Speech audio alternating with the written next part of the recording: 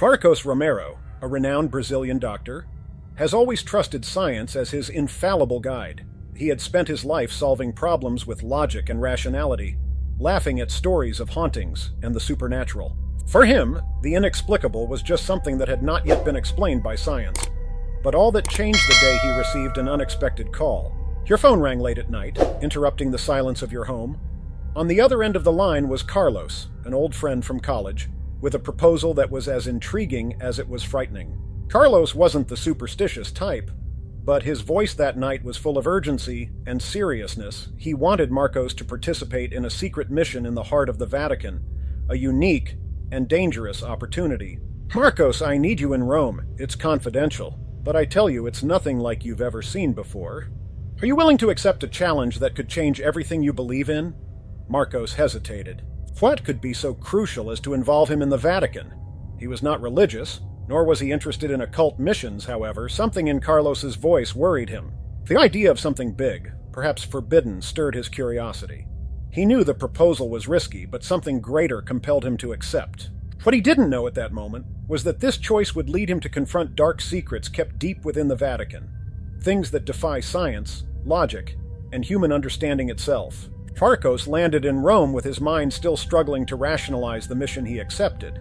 The ancient beauty of the city surrounded him, but his destination was far from the tourist areas illuminated by the smiles of travelers. He was received by Carlos at the entrance to a discreet passage in the Vatican, where only the most authorized could enter. The silence around them was almost deafening, a disturbing contrast to the constant hustle and bustle of the Italian capital. Without unnecessary words, Carlos led him to a small wooden door, a passage to the underground tunnels. As they descended, the air seemed to change. Damp permeated the stone walls, while the muggy surface heat quickly dissipated, giving way to a damp, oppressive cold. The corridors, lit only by ancient torches, exuded a smell of wet stone mixed with something more subtle, something Marcos couldn't identify. As they walked deeper, the grandeur of the Vatican crumbled, revealing a hidden dark face. Each step echoed in the empty tunnels, where the silence was occasionally interrupted by distant sounds, muffled screams perhaps, or was it just his imagination? Marcos tried to dismiss this idea, but he couldn't. He had heard stories of catacombs beneath the Vatican, but he had always thought they were legends, tales designed to scare tourists. But there, at that moment, he felt something very different. The oppression of the tunnels was real, as was the uncomfortable feeling of being watched. At every corner, the darkness seemed to stretch a little further, as if it were alive. Carlos remained silent, visibly disturbed.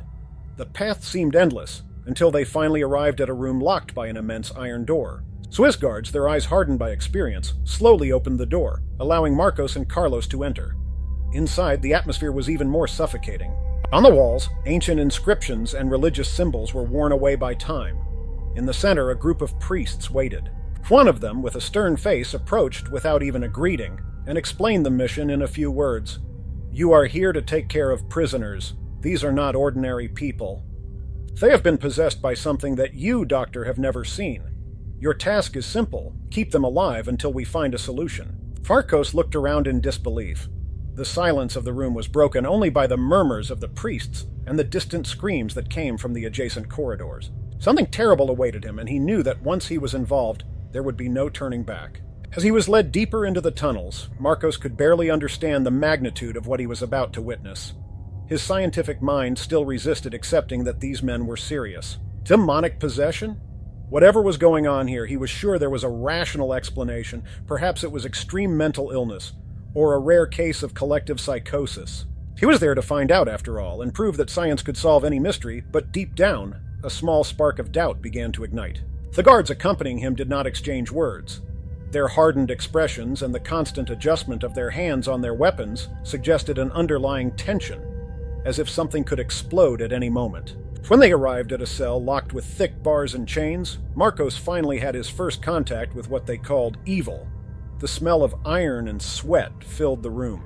There, lying on the stone floor, was a man, or what was left of him. His skin was pale and sweaty, his eyes were red like glowing embers, and a fierce glow of anger and despair emanated from his contorted body.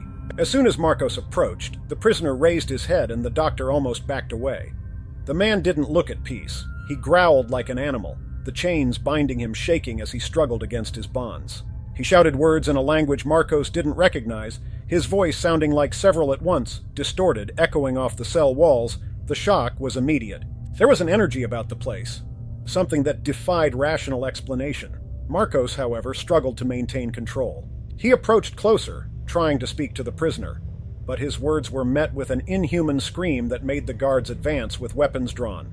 Before any action could be taken, the chained man said, in a cold, clear voice, "You will fail, as you failed Clara."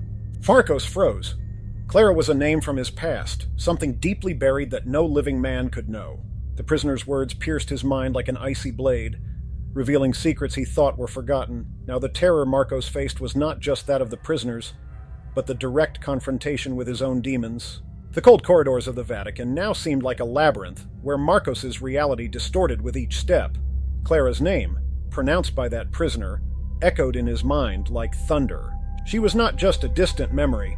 Clara was someone Marcos had loved deeply, and whose loss had marked his life irreparably. The tragedy involved not only her death, but also the guilt that Marcos silently carried. How could that man, completely out of his sanity, know such a secret? Back in his makeshift accommodation inside the tunnels, Marcos tried to rationalize what he had heard. Perhaps it was a coincidence, or perhaps that prisoner had heard someone mention the name, but none of these explanations calmed the growing restlessness that now took over his being. He decided to return to his cell the next day, this time with his mind more prepared to face whatever came. When he returned to the tunnel, the same prisoner was waiting for him, silent now, but with a fixed and penetrating gaze. The red eyes, which on the first night conveyed fierce anger, now seemed serene, as if they were waiting patiently. Marcos, trying not to show his fear, approached again. And then the prisoner began to speak, this time in a controlled, almost gentle voice, revealing intimate details of Marcos's life. Secrets he had never shared with anyone, not even Carlos. The man mentioned specific events, an argument Marcos had with Clara on the eve of his death, the deep regret he always carried, and even the exact moment he knew he had lost her forever. With each revelation, the ground seemed to crumble beneath his feet. It was as if the prisoner had direct access to Marcos's mind, or worse, his past. Unable to hide his shock, Marcos left the cell abruptly. He wanted answers, but most of all he wanted to understand how these men, or demons, or whatever they were, knew such deep secrets. It was as if, somehow, he had been watched all the time, since long before his arrival at the Vatican. The following days brought increasing psychological oppression to Marcos. He could no longer sleep peacefully, tormented by intense nightmares that transported him back to the most painful moments of his life, especially those involving Clara. The nights that were once filled with silence were now populated by screams and whispers that seemed to echo through the tunnels, as if the walls bore witness to ancient horrors. In the underground corridors, prisoners were constantly agitated, muttering disjointed sentences, many of them in dead languages. The environment there seemed alive, breathing, waiting for the right moment to devour any shred of sanity that still remained in Marcos. With each passing day, the guards' gazes hardened, and the priests, although they appeared calm, carried an indescribable weight in their eyes, as if they knew that something much worse was about to happen. Marcos tried to maintain his routine, taking care of the prisoners, checking their physical conditions, administering medication when necessary, but each time he approached the cells, he was greeted with whispers that made him shiver. The prisoners knew his innermost thoughts, and each of them seemed willing to remind Marcos of his failures, of his sins. One of them, a young and seemingly innocent man, whispered as he passed, "She's still waiting for you, there on the other side. You failed her, Marcos, and you will fail again." These words penetrated his mind like a poison, corroding his ability to reason. Marcos began to doubt himself, his sanity, and even his unshakable faith in science.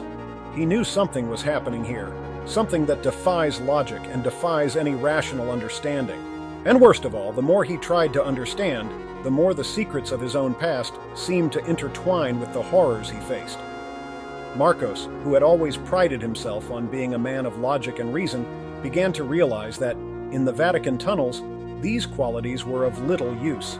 There, what was at stake was something much deeper and more ancient, something that transcended human understanding. The weight of the revelations, of the secrets whispered by the prisoners, was slowly crushing him, and he felt like his mind was on the verge of inevitable collapse.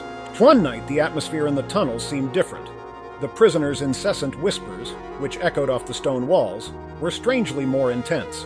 Marcos, already exhausted by the lack of sleep and the torments that his mind imposed on him, was on his way to another of the cells when he felt a change in the air. Silence came suddenly, as if the environment itself was holding its breath, waiting for something imminent. Suddenly, a violent sound ripped through the silence, the deafening noise of chains breaking, before he could process what was happening. One of the guards came running towards him, his face contorted in fear. "One of the prisoners has escaped," he shouted, before being interrupted by a shrill scream that echoed through the corridors. Marcos felt his blood run cold. That was not a human scream. The sound seemed to come from multiple directions at once, filling the space with a dark, overwhelming energy. As he turned the corner, Marcos came across a scene of pure chaos. One of the prisoners had freed himself from his chains and was charging at the guards with superhuman strength. His movements were fast and brutal, his eyes blazing with indescribable fury.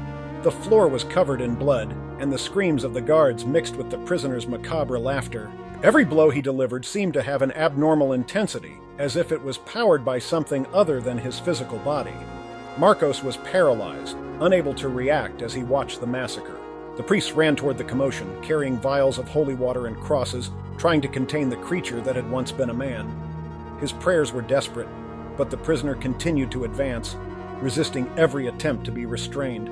The confrontation lasted for minutes that seemed like hours, until in a last desperate act, one of the priests managed to throw holy water directly into the prisoner's face. With a scream that seemed to tear apart reality itself, the prisoner fell, his eyes rolling back into his head as he uttered one last sentence. "I curse you, all of you." The motionless body lay on the floor, but the silence that followed was even more terrible. The feeling that something even darker was lurking invaded everyone. Marcos knew that this was just the first manifestation of the true horror that was to come. The previous night's massacre had left scars not only on the bodies of those who survived, but also on Marcos's mind. The terror he had witnessed was indescribable, and he knew that somehow this was just the beginning. Searching for answers, he decided to explore the secrets of that place deeper. His curiosity, fueled by fear, led him to investigate the ancient manuscripts that the priests kept stored in a library hidden deep in the tunnels. Carlos, worried about Marcos's mental state, accompanied him to this library. The place was a reliquary of forbidden secrets, with high shelves filled with ancient books and documents dating back centuries of Vatican history. There, records were kept that the public could never know.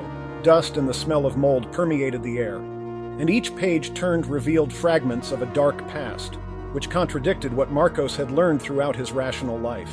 While reading the manuscripts, Mark discovered something disturbing. The prisoners, he believed, were merely victims of demonic possession, were not just bodies possessed by chance. They were, in fact, vessels deliberately created to contain the oldest and most powerful evil entities in history.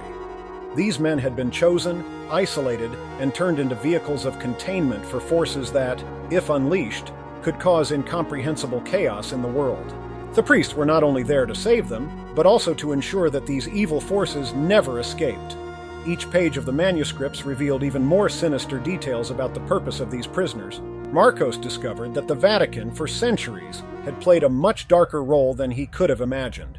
It was an institution dedicated not only to faith, but to the control of entities as old as humanity itself. Science and medicine, as he knew them, had no place there. What he was facing could not be explained by any earthly logic. These revelations began to erode his sanity even further. Marcos now understood that he was trapped in something much bigger than he could have imagined. Each prisoner was a time bomb, and any mistake could unleash unimaginable evil. The weight of this responsibility crushed him, but he knew he couldn't run away. "I was trapped in a web of secrets and horrors that should never be revealed." After the massacre and the disturbing discovery about the prisoners, the atmosphere in the Vatican tunnels became even thicker. The guards were more tense than ever, and the priests remained in constant prayer, as if they expected something even worse to happen at any moment. Marcos could barely sleep, his nights being interrupted by nightmares of blood and shadows that seemed to haunt him even when he was awake. He knew the situation was getting worse, but nothing could prepare him for what came next. One day, a new figure was brought into the tunnels, prisoner number 66. From the moment he arrived, something seemed different. The air around him was charged with a dense and dangerous energy, as if the very darkness of the place was gravitating around his body. Unlike the other prisoners, who displayed traces of insanity and fury, Number 66 was completely silent, his night-black eyes fixed on Marcos, as if he saw him differently from the others. There were no chains binding him, just the weight of fear he instilled in the guards and priests around him. Marcos felt a deep chill when he looked into 66's eyes. There was no humanity there, just an immense emptiness, as if the man who once occupied that body had been replaced by something much more ancient and powerful. The prisoner did not speak, but when the doctor approached, an overwhelming feeling of unease took over his body. The silence was unbearable, as if the walls themselves were holding their breath, waiting for an imminent explosion. Upon examining it, Marcos noticed that 66's body was different from the other prisoners. He did not exhibit the typical signs of physical deterioration or injuries. It seemed as if his own flesh rejected any human mark, as if his body was in a state of suspension. Suddenly, in an unexpected movement, the prisoner raised his head, and without moving his lips, a voice reverberated directly in Marcos's mind. "I am the darkness that has always been with you." Marcos froze, the words echoed in his mind, bringing to the surface fears he had buried deeply. Number 66 wasn't just another prisoner. He was something much older and more sinister, and somehow he knew the darkest secrets of Marcos's soul. After meeting prisoner number 66, Marcos felt that something inside him had changed irrevocably. The feeling of unease did not leave him, and the look of that man, or entity, remained in his mind, even when he was far from the cell. The Vatican, once a place of spiritual security and order, now seemed like a living labyrinth. Where every shadow hid a threat, Marcos knew he was dealing with something far beyond his understanding, something that challenged all his beliefs. The guards around 66's cell were constantly on alert, but even they seemed powerless in the presence of that incarnate darkness. The prisoner did not need to speak to provoke fear. His mere existence was an affront to any notion of normality. Mark watched as the normally composed and confident priests were now visibly shaken. They performed daily exorcism rituals, but it seemed that, in the face of 66, these attempts were futile. The darkness around him was so thick that even the sacred words were lost before reaching him. One day, as Marcos watched from a distance, something disturbing happened. 66 slowly raised his eyes, and without opening his mouth, began to speak to everyone in the room. His voice again did not come through his vocal cords, but reverberated directly into the minds of those nearby. He revealed intimate secrets about the guards, their guilt and deepest regrets, causing many of them to tremble in fear. One of the priests fell to his knees, unable to withstand the psychological pressure, crying uncontrollably. It was as if 66 was bearing each of their souls, exposing their flaws with cruel precision. When 66's voice echoed in Marcos's mind once again, he heard something that made him doubt his own sanity. "You are here because you have always belonged to darkness, Marcos. It was always part of you. What's happening now is just the beginning." The words had a devastating impact. Could 66 be right, that the very darkness he fought was ingrained in him from the beginning? The tension inside the tunnels reached unbearable levels. Marcos felt that something catastrophic was about to happen, and he didn't know how to stop it. 66's presence not only revealed the secrets of the men around him, but also drew them deeper and deeper into a psychological abyss from which there might be no return. After each encounter with prisoner number 66, Marcos felt his mind slowly fragmenting. What he previously considered as science, logic, and reason were now nothing more than vague concepts that could not explain what was happening there. The presence of 66, the intimate revelations he brought to light, and the growing feeling of despair created a spiral of chaos in Marcos's mind. He began to question himself. Was he really in control of his own sanity? Or even worse, was the darkness that surrounded the prisoner penetrating his very soul? Marcos tried to maintain his routine, repeating to himself that there was still a line of rationality that he could follow. He continued to treat the prisoners and observe the physical and psychological deterioration around them, but every time he crossed the hall to see 66, it was as if a part of his own soul was trapped there, with that man, or whatever he was. The worst thing, however, was not the fear of the unknown. It was the fact that, increasingly, Marcos felt that the very darkness within 66 was slowly corrupting him, sucking away his ability to discern the real from the imaginary. The nightmares started to get worse. Every time he closed his eyes, he found himself trapped in endless tunnels, pursued by shadows that whispered secrets and promises of destruction. On a particularly terrible night, Marcos dreamed that he was being dragged by invisible chains, while 66 watched him from a distance, with a silent, sadistic smile. He woke up with a scream, his body covered in sweat, and realized that he no longer knew if it was a dream or a memory. It was on the verge of collapse, and the Vatican, which was supposed to be a sanctuary of protection, had turned into a labyrinth of inescapable horrors. The priests also began to notice the changes in Mark. They tried to advise him, offering prayers and purification rituals, but Marcos vehemently refused. He still clung to the idea that science could somehow explain what was happening, but deep down, a part of him knew that logic would no longer save him. Something much deeper was at play, something he couldn't control, and that perhaps had always been inside him. Marcos knew that the only way to find answers was to delve even deeper into the Vatican's secrets. The ancient manuscripts he had found before provided snippets of information, but he needed more. I was determined to understand the true purpose of the prisoners, and most importantly, the nature of the number 66. There was something about that prisoner's presence that seemed to connect all the dots, as if he were the key to a much greater mystery. Something that transcended the boundaries of the universe, human understanding. During his searches, Marcos found a hidden passage in the tunnels, an area that seemed to have been forgotten for centuries. The walls were covered in moss, and the air was heavy, as if time had stopped there. At the end of the corridor, he discovered a secret room, locked by a massive iron door. With the help of one of the priests, he managed to open the door, revealing a collection of ancient scrolls and artifacts, some of which appeared to date from before Christianity itself. There, he found what he was looking for: manuscripts that detailed obscure rituals and explanations about the entities that possessed the prisoners. What he read there was too disturbing to ignore. The prisoners were not just accidental victims of demonic possession. They were vessels deliberately created to contain ancient and powerful entities, which existed long before any modern religion. And the Vatican, over the centuries, had played a crucial role in keeping these forces contained, hidden from the outside world. But the most disturbing revelation was to come. The number 66, unlike the others, was not just a receptacle for an entity. He was something different, something much more powerful. The text mentioned a primordial entity, a darkness that preceded all things, something that could not be exorcised or contained by conventional methods. The Vatican's mission was not just to keep these forces in check, but to ensure that this darkness was never released. Marcos, upon reading this, felt a chill run down his spine. Everything he had seen and experienced so far pointed to one undeniable fact. Number 66 was not just a prisoner, he was evil incarnate, the source of all the shadows that permeated the Vatican tunnels. And now Marcos understood that his fight was not just against possession.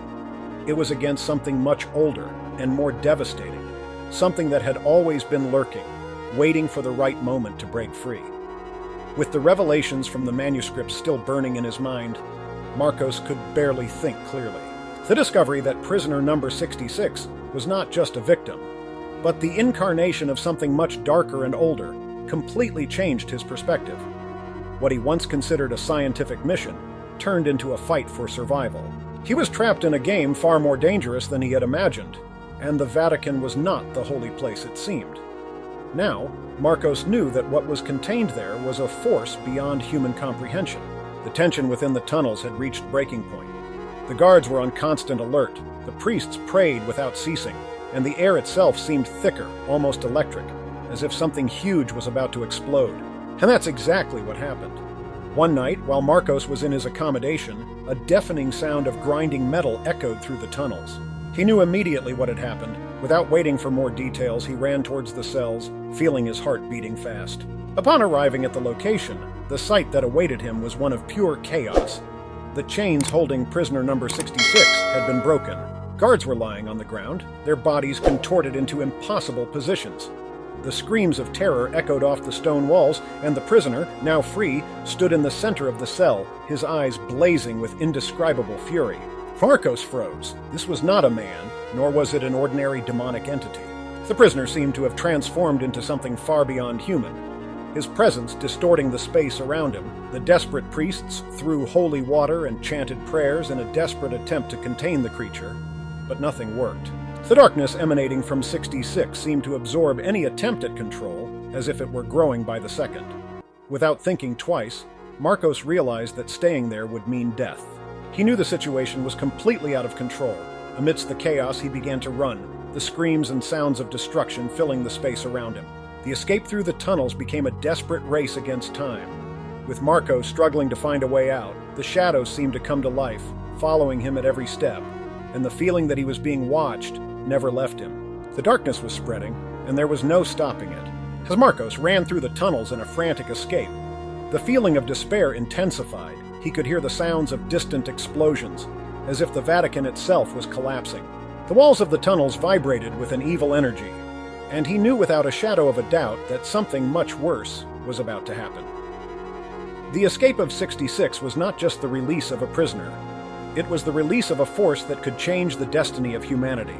The curse he had uttered before in the previous massacre now seemed to come to life. Marcos came across several fallen guards along the way, their faces frozen in expressions of pure terror. The tunnels, once silent and empty, were now filled with echoes of voices, distant screams and whispers that seemed to come from everywhere. Every step he took seemed to be watched by something invisible, something moving in the shadows. He knew he needed to get out of there before it was too late, but the tunnels were a maze, and he couldn't find the way out. Suddenly, a burst of blinding light erupted from behind him. He turned around in time to see number 66. Now completely transformed, slowly walking towards him, the creature, enveloped in a pulsating black aura, seemed to be absorbing everything around it. The ground shook beneath her feet, and the walls began to disintegrate as she advanced. The priests, in a last act of desperation, threw themselves at the creature with crosses and holy relics, but were immediately repelled by an invisible force. It was then that Marcos understood the true meaning of the curse that had been released. Ancient manuscripts spoke of an entity that, once released, would bring absolute chaos to the world. 66 was that entity, a primordial force that could not be contained by human methods. The prayers, rituals, and even the power of the Vatican were being destroyed before their eyes. Marcos knew that if that creature escaped the tunnels, there would be no way to stop it. The Vatican, for all its history of control and containment, was no match for the evil that had been unleashed. Desperate, he kept running, trying to find a way out, but with each step darkness approached, he felt that time was running out, and that the evil that inhabited the tunnels would soon spread, bringing destruction not only to the Vatican, but to the entire world. As he ran, the sound of his own footsteps echoing through the tunnels, Marcos felt the weight of his mind fragmenting. Everything he had believed in, all his training as a doctor and man of science, seemed useless in the face of what was happening. Faith, something he had always treated as an abstraction meant for those who didn't understand the real world, suddenly became the only thing he had left. He could no longer trust science, the rational answers that had always guided him, because he was dealing with something far beyond what any microscope could reveal or any blood test could explain. The priests, whom he had previously viewed with disdain, were now on the front lines of a battle that transcended the physical. What they faced was not something that could be diagnosed or treated with medication. They were ancient forces, even mythological, that existed long before any modern knowledge. Their faith, prayers, and rituals, however fragile, were the only weapons they had against the primordial darkness that moved through the tunnels. In his mind, Marcos began to rethink his worldview. Perhaps science and faith were not opposites, but complementary. Perhaps there was a deeper truth that linked the two, something that humanity, in its arrogance, had forgotten. The Vatican tunnels, with their secrets kept for centuries, were proof that the unknown always existed, and that sometimes reason alone was not enough to face it. As he reflected on this, he remembered 66's words. "You have always belonged to the darkness." What did this mean? Could it be that there was something inside Marcos that connected him to these dark forces? Or was it that, as a human being, he was intrinsically linked to both light and dark? These questions tormented him as he continued his desperate flight. He knew he needed answers, but at that moment, the most important thing was to survive. He could no longer deny that he was dealing with something that transcended the physical and the spiritual. And worst of all, he had no idea how to stop it. The sound of explosions, screams, and the priest's desperate chants began to fade as Marcos finally found a way out. The light outside was almost blinding compared to the darkness that consumed the tunnels, but there was no time to adjust. Upon emerging from the catacombs, he was faced with total chaos. Swiss guards were running everywhere, the Vatican bells were ringing frantically, and the population, without understanding what was happening, began to gather in the squares, scared. Marcos knew that the Vatican was collapsing, but what terrified him most was the certainty that 66, the primordial entity, could not be contained there. What he had witnessed in the tunnels was not just a local threat. It was a harbinger of something much greater, a darkness that, once released, knew no geographical boundaries. The entire world was in danger, and the only thing Marcos could do was warn the few who were willing to listen. He turned toward the entrance to the catacombs, where he sensed that 66's presence was still alive, expanding, growing in power. Marcos knew the battle wasn't over, but he didn't have the tools to face it alone. With his mind in shambles, he realized that no matter how hard he tried to run, that darkness would follow him wherever he went. Back at his quarters, he sat down, exhausted. In his hands he held a page torn from one of the manuscripts he had found. It was the only physical evidence of what he had discovered, but he wasn't sure how much time was left before everything was destroyed. The curse that had been released could not be contained. He knew that the Vatican, despite its efforts, had failed, and the world was now at the mercy of forces he barely understood. With his mind exhausted and his body broken, Marcos realized that the only thing left for him was to tell his story, not so that he could redeem himself, but so that the world could prepare for what was to come. And so ends the journey of Marcos, a man who entered the Vatican believing in science and left confronted by forces he never imagined. What he saw in the sacred tunnels was just the beginning of an evil that threatens the world, a darkness that, once unleashed, cannot be contained. The battle between light and shadow continues, and the revelations Marcos shared are a warning to everyone. If you liked this story and want more dark and suspenseful narratives, don't forget to subscribe to the channel and leave a like. Stay tuned for more terrifying stories, and remember, the unknown is always closer than we imagine.